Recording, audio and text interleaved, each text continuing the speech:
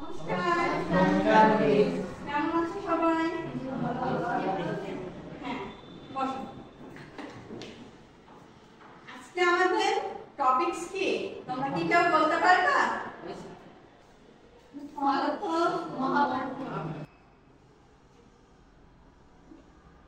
মহাভারতে কিসের কাহিনী আছে আমরা কি কেউ জানি? কুরুক্ষেত্রের যুদ্ধের কাহিনী। আচ্ছা, বলো তো কুরুক্ষেত্রের যুদ্ধ কেমন হয়েছিল? আচ্ছা, আমরা জানি কুরুক্ষেত্রের যুদ্ধ হয়েছিল কুরু ও পাণ্ডবদের মধ্যে। এটি মূলত ধর্মযুদ্ধ নামে অধিক পরিচিত।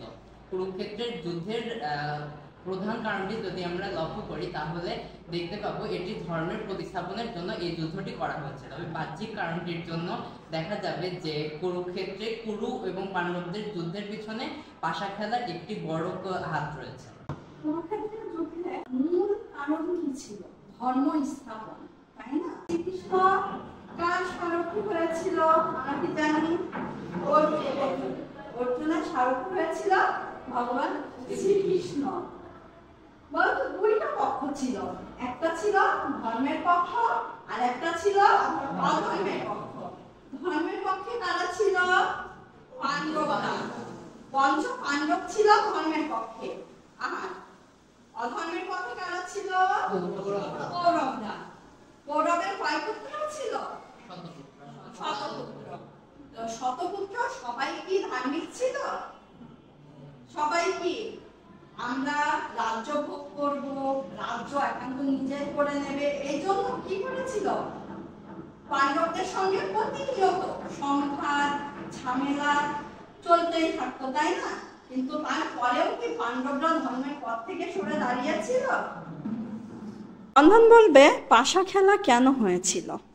পাশা খেলার একমাত্র কারণ হলো মামা শকুনির ছলনা। মামা শকুনির ছলনার মাধ্যমে পাশা খেলায় পাণ্ডবদের পরাজিত করে সে তাদেরকে 14 বছরের জন্য বনবাসে পাঠিয়ে দেয়। এর ফলে তারা পুরো রাজ্য ভোগ করেন এবং রাজ্য দখল করেন। আর সম্পদ বলবে ভগবান শ্রীকৃষ্ণ ঐশ্বরিক রূপ দর্শনের বর্ণনা। আমরা জানি বিশ্বরূপ দর্শন যোগে ভগবান শ্রীকৃষ্ণ তার বিশ্বরূপ দেখিয়েছিলেন অর্জুনকে। ভগবান শ্রীকৃষ্ণের মধ্যে গোটা বিশ্ব ব্রহ্মাণ্ড দেখা গিয়েছিল। এটা দেখে অর্জুন ভীত হয়ে ভগবান শ্রীকৃষ্ণের কাছে তার সৌম্য মনুষ্যরূপ ধারণ করার জন্য প্রার্থনা করেছিলেন। এবার অর্পণ বলো তো শ্রীকৃষ্ণের প্রণাম মন্ত্র। হে কৃষ্ণ করুণা সিন্ধু দীনবন্ধু জগৎপতে গোপেশ গোপিকা কান্ত রাধা কান্ত নমস্তে। তাহলে আমরা আজকে মহাভারত সম্পর্কে বিস্তারিত সবকিছুই জেনেছি, তাই তো? আমরা কি মহাভারতের কাহিনী কখনো ভুলে যাব? ওকে, ভেরি গুড।